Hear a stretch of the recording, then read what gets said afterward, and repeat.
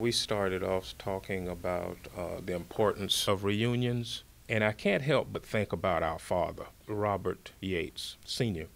I think about him in reunions in the sense that we were never afforded the opportunity to know his true family, his real family, his birth family. I would say in the early 1900s, even up to through the 70s and 80s probably, there were families in the black community who, if they were unable to support a child or had too many kids, or if there was a neighbor who didn't have children or a family member who didn't have children, that person who had a child or had two or three would give, I won't say put them up for adoption. They would give that child to another family member or a neighbor to be raised as their own. You know, as you and I started to look into our father's family history, we found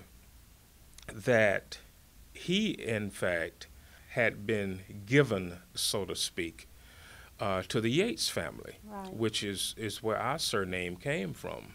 When doing our research, we found out that our actual paternal grandmother, her name was Natru Ferris, or Natru Livingston Ferris.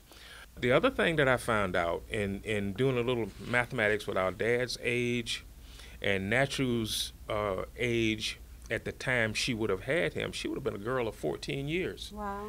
And then back in 1913, that was unheard of. Absolutely. You know, and I believe that was the cause of her, quote unquote, giving him away because of an unwanted pregnancy. What drives us into a corner and paints us into that corner and we can hardly get out is we know her married name. We know who she married. Right.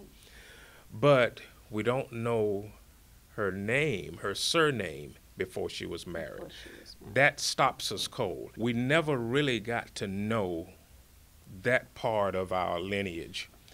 And today it still haunts me. I haven't given up, but today it still haunts me because there are so many questions unanswered, and there is some branches on our family tree that we know bore fruit, but we don't know the fruit.